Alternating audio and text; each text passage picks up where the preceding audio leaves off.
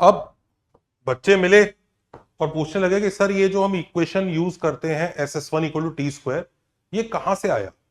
मतलब हम नॉर्मली कर रहे हैं तो बड़ा ही लेंथी सा हो रहा है, और इसको ये आया कहां से? मतलब ये फॉर्मूला हर बुक में लिखा हुआ है, लॉजिक क्या है फिर? ये आने का सोच क्या है, कहां से आया, इसको डिराइव कैसे किया? अब S S one equal to T square है क्या? कि भाई ये कोई कोनिक है, 2 degree curve, circle, parabola, ellipse, hyperbola, और एक point P X one Y one बाहर है, उससे दो टेंजेंट बनते हैं, उसको उन दोनों टेंजेंट्स की कंबाइंड इक्वेशन यानी उस पेयर ऑफ स्ट्रेट लाइंस की equation S S one equal to T square देता है, जिसमें एस कुछ नहीं होता, आपका वो जो कोनिक की इक्वेशन होती है वो एज इट इज उसका एक्सप्रेशन यूज हो जाता है, S is a function of X and Y. तो कोनिक की equation S which is a function of X and Y equal to 0 होती है। एस वन कुछ नहीं होता, इसी एक्स और वाई की जगह x1 और y1 डालना होता है, तो वही चीज आपको, इसी को हम लोग शॉर्ट फॉर्म में s1 बोलते हैं, दिस इज s1।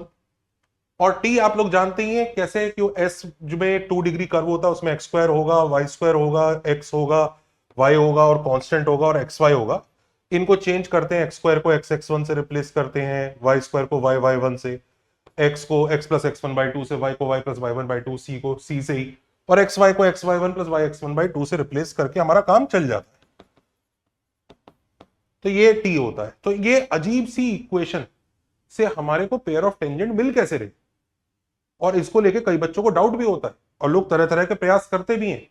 और होता क्या है, क्योंकि उनको ये लॉजिक नहीं पता है कि ये कहां से आया है, इस वजह से उनका कई जगह कोऑर्डिनेट ज्योमेट्री में लूप होल है उनके लिए। मैं दिखाता हूं। ये स्टूडेंट्स पहले तो ये सोचते हैं कि कैसे आया, कहां से आया, और ये सारे कोनिक्स के लिए सच क्यों है। ऑल्सो कुछ को प्रूफ पता भी है, तो भी एक शैलो सा प्रूफ पता है, वो भी सिर्फ सर्कल के लिए। और कुछ तो इतनी फूलिश अप्रोच बोलते हैं कि पहले टेंजेंट की इक्वेशन निकालूंगा, दूसरे की इक्वेशन निकालूंगा, पेयर ऑफ स्ट्रेट लाइन तो मल्टीप्लाई करके आंसर निकालूंगा। आप जरा करके देखो, ट्राई करके देखो, उससे आंसर आता है कि नहीं आता। मोस्ट ऑफ द प्लेसेस पर ये थॉट प्रोसेस और ये प्रूफ नहीं कराते हैं क्लास में, जिस वजह से बच्चों को दो मेजर चीजें नहीं दिखती हैं। और आपको मैं दिखाता हूं कि हम इसके प्रूफ के थ्रू वो दो मेजर चीजें क्या सीखेंगे। और इतना इजी है, इतना इजी है कि शायद बाकी की सारी कोऑर्डिनेट ज्योमेट्री से ज्यादा इजी आपको लगेगा। तो चलिए स्टार्ट करते हैं। मैं इस वीडियो में हम दो प्रूफ की बात करेंगे, एक ऐसा जिसमें अल्ट्रा कूल ट्रिक लगेगी और शायद 2-3 लाइन में आंसर आ जाएगा, और दूसरा भी 2-3 लाइन में ही आंसर आ जाएगा, पर वो काफी इंट्यूटिव प्रूफ होगा, जो हमने अपने आप इंट्यूशन से सोचा है कि ऐसा क्यों हो रहा है। और दोनों प्रूफ की बात करेंगे, और मजे की बात है दोनों इतने आसान है कि 2-3 लाइन के अंदर आंसर आ रहा है। तो इतना बड़ा कुछ नहीं है। जो लोगों के दिमाग में थॉट प्रोसेस आ रहा था ना कि मैं टेंजेंट की इक्वेशन निकालूंगा, पहला टेंजेंट दूसरा टेंजेंट, 2 लाइन आएंगी, दोनों को मल्टीप्लाई करूंगा, फिर उसको सिंप्लीफाई करके दिखाऊंगा S S one equal to T square. आप ट्राई करके देखो, आप किसी भी चैप्टर में ट्राई करके देखो, स्टैंडर्ड कर्व मत लेना, ट्राई करके देखो, यू विल फाइंड जिंदगी खत्म हो जाएगी, उधर से आंसर नहीं आने वाला है। पर अब जरा इनको समझते हैं। सबसे पहले ये अल्ट्रा कूल ट्रिक के बारे में समझते हैं कि अल्ट्रा कूल प्रूफ है क्या। उस प्रूफ को समझने के लिए पहले मैंने एक छोटा सा क्वेश्चन दिया है, ताकि मैं आपको दिखाऊं कि क्योंकि आपने वो प्रूफ स्किप किया है, क्योंकि आपने वो प्रूफ को नहीं पढ़ा है, तो ये क्वेश्चन अगर एग्जाम में आ गया तो आपकी हालत चौपट हो जाएगी। क्वेश्चन आपके सामने है कि एक लाइन है X plus Y equal to 7, जो इस पैराबोला को कट करती है ए और बी पर। अब हमें उस सर्कल की इक्वेशन चाहिए जो इस पैराबोला को ए और बी पर टच कर रहा है। मैं जानता हूं मैं आपको पहले क्वेश्चन इसलिए दे रहा हूं क्योंकि कई ओवर एंथुजियास्टिक बच्चे ये बोलते होंगे प्रूफ की क्या जरूरत है, प्रूफ थोड़ी पूछेंगे ऑब्जेक्टिव टाइप पेपर में।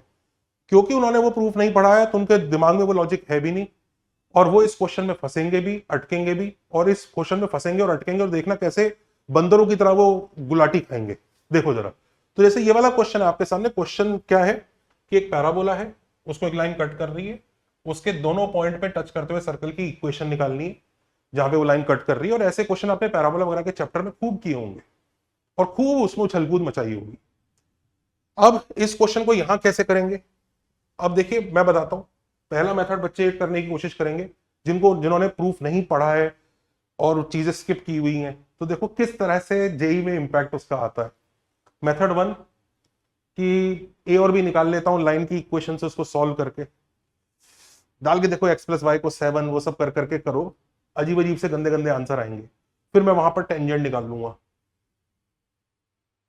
फिर ये पॉइंट पता है और ये पॉइंट पता होने के बाद ये पॉइंट पता है। अब सर्कल की इक्वेशन अज्यूम कर लूंगा, उसमें ए पॉइंट डालूंगा, बी पॉइंट डालूंगा और ए पॉइंट पे टेंजेंट इसके इक्वल कर दूंगा और इससे जी एफ और सी की वैल्यू निकाल लूंगा।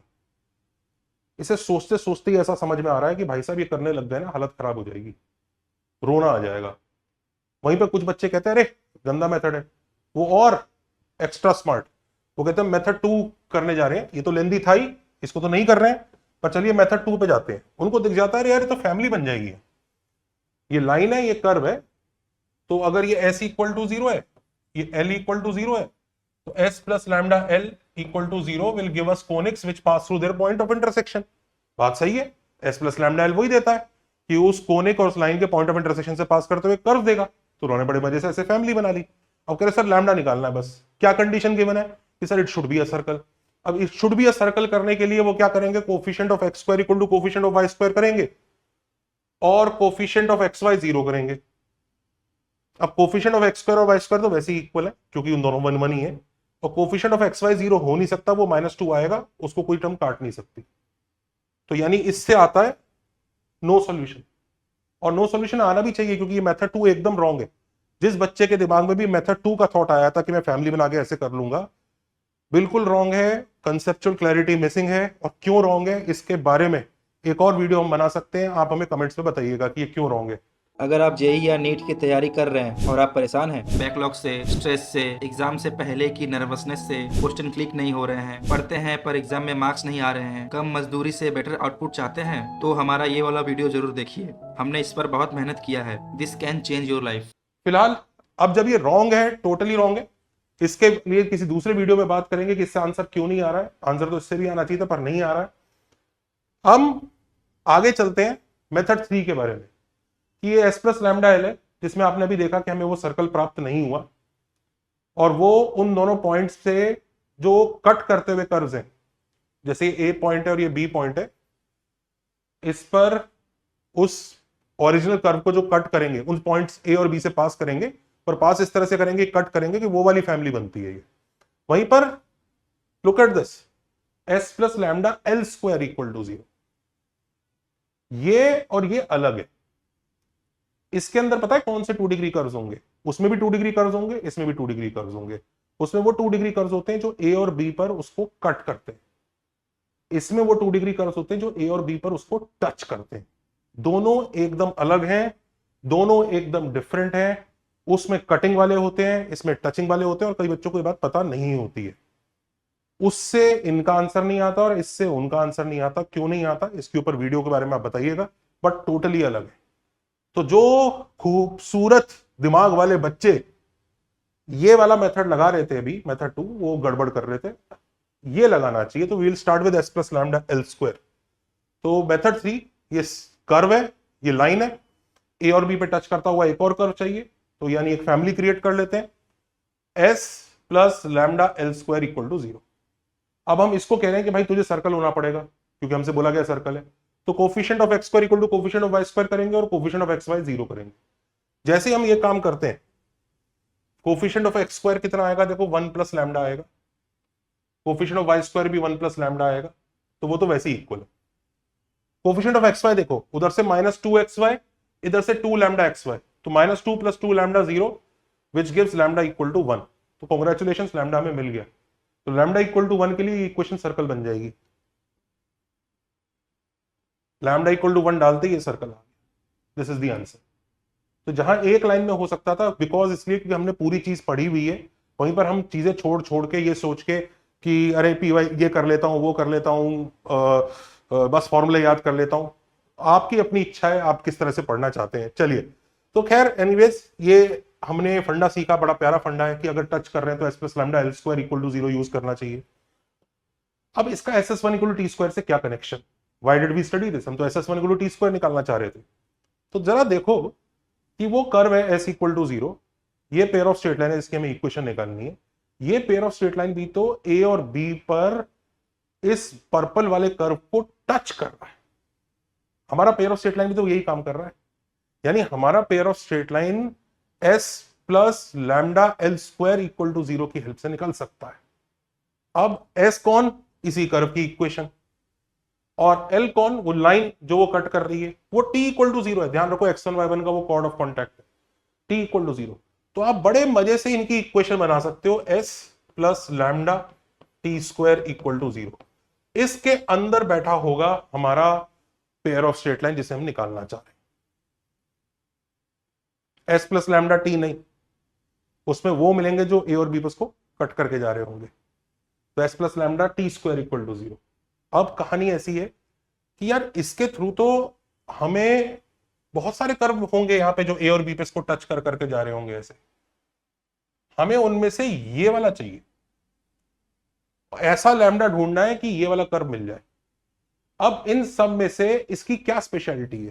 पहली स्पेशलिटी है कि ये x1 y1 से पास कर रहा है, तो हम x1 y1 सब्स्टिट्यूट कर देते हैं। तो जैसे ही हम x1 y1 सब्स्टिट्यूट करेंगे आंसर आएगा। पर सवाल ये उठता है कि x1 y1 अगर हम सब्स्टिट्यूट करके लेट से अगर हम लैम्डा निकालें भी इसमें, तो जो आंसर आएगा वो इसी का क्यों होगा? मतलब हमने लेट से x1 y1 सब्स्टिट्यूट किया तो ठीक है, हमारा वाला कोनिक यहां से पास कर रहा है, पर there could be more conics also, right, जो ये काम करेंगे। तो जैसे ये देखिए यहां पे टच कर रहा है और यहां से पास कर रहा है, और भी तो हो सकते होंगे। ये हमारा वो पेयर ऑफ स्ट्रेट लाइन ही क्यों आएगा? इसकी क्या गारंटी है? बिल्कुल गारंटी है, क्योंकि ध्यान दीजिए ये एक पॉइंट से आपका कोनिक पास कर रहा है, एक पॉइंट बी से पास कर रहा है, दो, बी पॉइंट पे टेंजेंट भी उसका वही होगा जो ओरिजिनल कोनिक का होगा, तीन, ए पॉइंट से पास कर रहा है, चार, और ए पॉइंट पे टेंजेंट भी वही होगा, पांच। ये पांच इक्वेशन अगर हो जाती हैं, आपका कोनिक फिक्स हो जाता है। Your conic becomes fix. You cannot have two conics intersecting at 5 points, two distinct conics. It's not possible. दो कोनिक्स मैक्सिमम 4 पॉइंट्स पे कट कर सकते हैं। अगर 4 से ज्यादा पे कर रहे हैं तो वो सेम ही होते हैं। क्यों होते हैं इसके बारे में भी बताइएगा, वीडियो बनाएंगे और इसके बारे में डिस्कस करेंगे। तो यहां पर उसको एक तरह से 5 पॉइंट्स मिल जाते हैं। ए 2 बार है क्योंकि रिपीटेड है, टच कर रहा है वहां पे, तो डबल बार काउंट होगा। बी भी 2 बार है क्योंकि वो टच कर रहा है, और पी 1 बार है, तो ये 5 हो गया। तो यहां पे इसका मतलब कोई और कोनिक होगा ही नहीं जो वहां से पास करेगा, अपना वो पेयर ऑफ स्ट्रेट लाइन ही है इकलौता, क्योंकि जो डायग्राम में दिख रहा है, बाकी और कोई होगा ही नहीं। तो अब बस हमें x1 y1 सब्स्टिट्यूट करना है और लैम्डा का आंसर निकालना है, बस काम हो जाएगा। अब x1 y1 सब्स्टिट्यूट करते हैं। जैसे हम x1 y1 s में डालेंगे तो आप जानते हैं s में जहां x और y लिखा है वहां x1 y1 डायरेक्ट जाएगा, तो s1 बन जाएगा। लैम्डा में तो कुछ x और y होता नहीं है। t के एक्सप्रेशन में x और y होता है, क्योंकि t के एक्सप्रेशन में x x1 होता है, y y1 होता है। तो जो x और y, x1 y1 को तो नहीं छेड़ेंगे। अब t के एक्सप्रेशन में एक x x1 भी होगा, y y1 भी होगा। वो कह रहा है जहां x और y है ना, वहां वहां x1 y1 वगैरह डालो। That is what he is saying. तो जरा देखते हैं t1 की वैल्यू कितनी निकलेगी। ये कैसे निकलेगा? काफी इजी है सोचना। ये ओरिजिनल कर्व होता है s, उसमें x स्क्वायर होता है, y स्क्वायर होता है, x होता है, y होता है, xy होता है, कांस्टेंट होता है। t के अंदर x x1 होता है, y y1 होता है, इसकी जगह x प्लस x1 बाई 2 आता है, y की जगह y प्लस y1 बाई 2 आता है, xy की जगह x y1 plus y x1 by 2 आता है, और कांस्टेंट की जगह कांस्टेंट आता है। s1 कैसा होता है? इसी में x और y की जगह x1 y1 डालना होता है, तो s1 आ जाता है। तो s1 में क्या होगा? जैसे आप s1 लिखेंगे, x स्क्वायर की जगह x1 स्क्वायर आ जाएगा, y स्क्वायर की जगह y1 स्क्वायर आ जाएगा, x की जगह x1, y की जगह y1, xy की जगह x1 y1 और c की जगह c, क्योंकि आप यही कर रहे हैं, x की जगह x1 और y की जगह y1 डाल रहे हैं। अब t1 का क्या मतलब है कि आप इसमें x की जगह x1 और y की जगह y1 डालेंगे। तो ध्यान रखिए, इसमें जब आप x की जगह x1 डालेंगे तो आपको वापस देखिए ध्यान से x1 इंटू x1 स्क्वायर ही मिल जाएगा। इसमें आप वापस y की जगह y1 डालेंगे तो आपको y1 स्क्वायर ही मिलेगा। इसमें आप वापस x की जगह x1 डालेंगे तो x1 plus x1 by 2, it will again give you x1। In fact ये भी आपको y1 ही देगा, ये आपको x1 y1 देगा, और ये तो कांस्टेंट ही है। तो आपको वापस जो t1 में जो मिलेंगे ना, वो वही मिलेंगे जो s1 में मिलते। तो यानी t1 का भी आंसर वही आएगा जो s1 का होगा। आप खुद सोच के देखिए भाई, ओरिजिनल s में एक टर्म होती है ax स्क्वायर, और t में वही टर्म बन जाती है ax x1। अब बाद में जब आप x1 y1 सब्स्टिट्यूट कर रहे हो तो ये वाली टर्म ये बन जाएगी और ये वाली टर्म ये बन जाएगी। ये s वाला पार्ट होगा, ये t वाला पार्ट होगा। तो तुम्हें अल्टीमेटली समझ में आ रहा है ना कि ये सेम ही बनेगा। ऐसी सारी टर्म्स का हल होगा। तो s1 एक्चुअली t1 ही है। तो ये t1 अलग से लेने की जरूरत नहीं है कि t में x1 y1 डाला, वो s1 ही आ जाता। तो अब लैम्डा कैसे निकालें? कुछ नहीं, t1 की जगह बस s1 डालो, और जैसे ही आप t1 की जगह s1 डालोगे तो s1 plus lambda s1 square, lambda आ गया -1 बाय s1, उठा के वापस यहां सब्स्टिट्यूट करो। जैसे ही आप लैम्डा -1 बाय s1 वहां सब्स्टिट्यूट करते हो, S is equal to minus T square by S1 यानी SS1 equal to T square. ये आ गया वो 2 डिग्री कर्व जो उन दोनों पॉइंट पे उसको टच कर रहा है और x1 y1 से पास कर रहा है। और ऐसा एक कर्व पेयर ऑफ टेंजेंट तो है ही, उसके अलावा कोई और हो नहीं सकता, क्योंकि उन 5 पॉइंट से एक यूनिक कोनिक पास करेगा, हमने 5 से पास करा रखा है। तो this is the answer, this is a very cool trick. ये s plus lambda L square कई बच्चों को नहीं पता होती है, मुझे नहीं पता क्यों नहीं पता होती है। शायद ये जो मार्केट में आजकल पीपीटी सेल हो रहे हैं कि ये पीपीटी खरीद लीजिए और इसकी हेल्प से क्लास में पढ़ा लीजिए, उन पीपीटीज में गिवन नहीं है इसलिए नहीं है, पर मुझे नहीं पता। बट ये बच्चों को करना चाहिए कि अगर आपको वहां पर टच करती हुई कर्व की इक्वेशन चाहिए दोनों जगह, तो ये आता है। खैर आगे चलते हैं। ये काफी कूल था, बट हमारा जो ओरिजिनल इंट्यूटिव है ना, वो और भी प्यारा है। वो और भी प्यारा इसलिए कि शायद उसके साथ सेंटिमेंटल वैल्यू अटैच्ड है, कि सोच रहे थे, परेशान थे कैसे होगा, जब तक वो कॉन्सेप्ट पता नहीं था तब तक सोच रहे थे, तो वो निकला। और वो काफी प्यारा भी है और काफी इजी भी है। उसको भी जरा एक बार देख लेते हैं कि उससे कैसे आया। देखिए ये एक 2 डिग्री कर्व है, ये एक पॉइंट है x1 y1, यहां से एक पेयर ऑफ टेंजेंट बना, ये लाइन t इक्वल टू 0 है, आप जानते हैं। हमें इस व्हाइट वाले पेयर ऑफ टेंजेंट की इक्वेशन निकालनी है। बेसिकली इसके ऊपर एक पॉइंट मान लू मैं x0 y0, इस पॉइंट जो इसी लाइन पे है, इसी पॉइंट का लोकस निकाल, हमें इसी का लोकस चाहिए। तो इसको लोकस की तरह ट्रीट करते हैं कि find the locus of this point which moves on this line और दिस लाइन, व्हाटएवर जो भी है। तो इसके बारे में बात करते हैं। तो अब अगर ये पॉइंट इधर है तो ये एक स्ट्रेट लाइन है, भाई यही गिवन है। अब स्ट्रेट लाइन गिवन है मतलब ये टेढ़ा मेढ़ा नहीं है, ऐसा नहीं हो रहा है यूं जा रहा है फिर यूं जा रहा है, ऐसा नहीं है, मतलब सीधी सीधी एक स्ट्रेट लाइन ही है।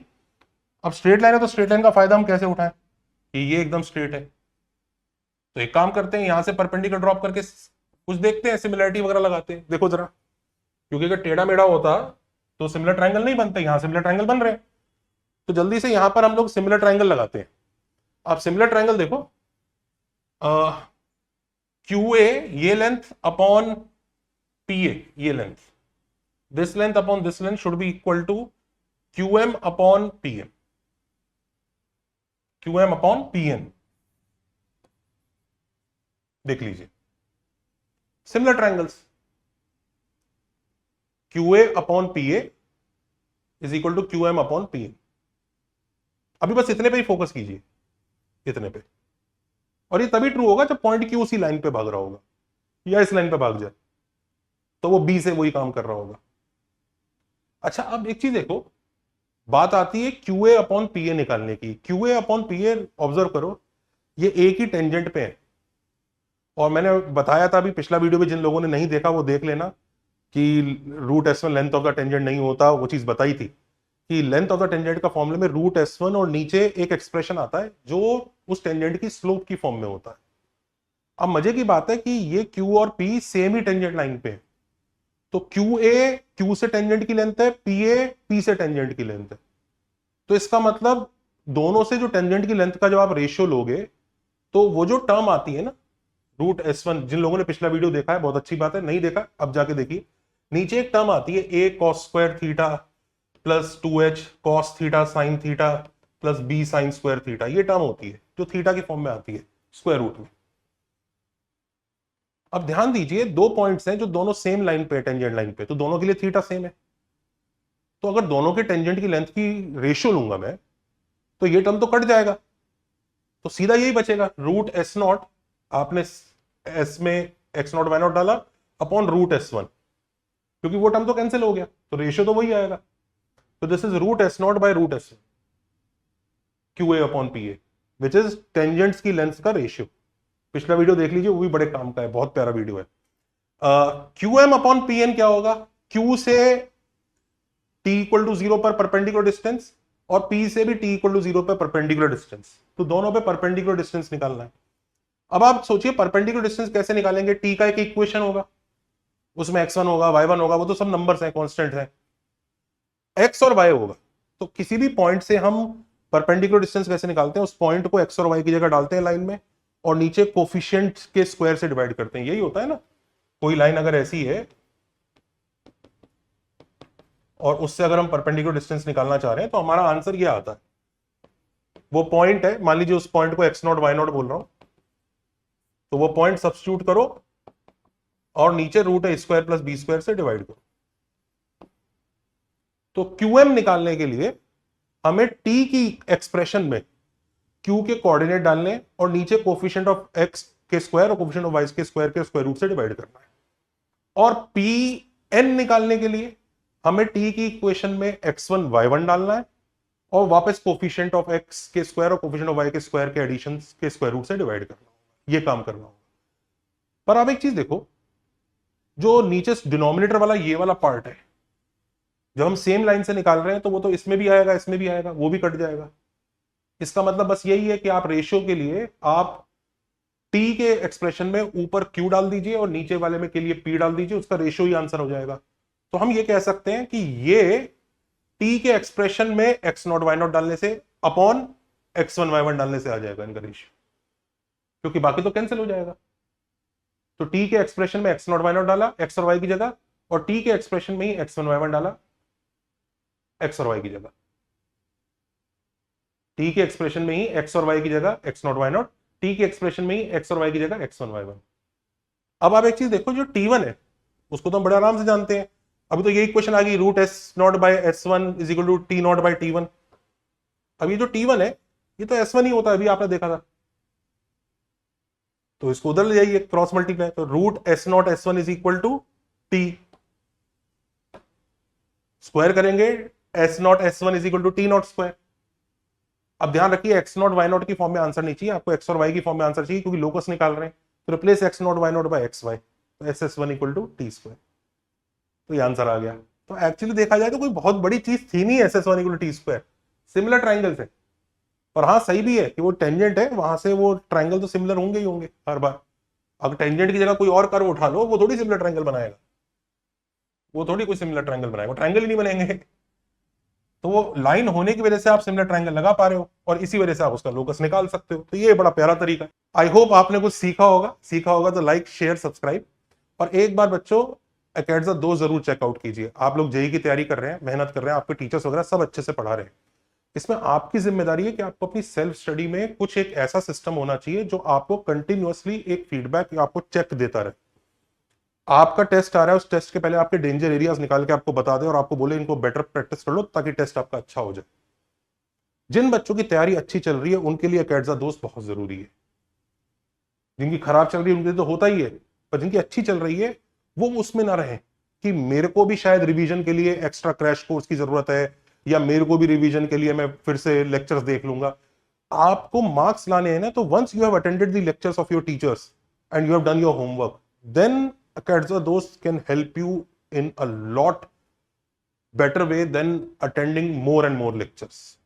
And of course, those who want to study maths and other subjects in detail, please check out our courses. उसका नंबर मैं बता देता हूं,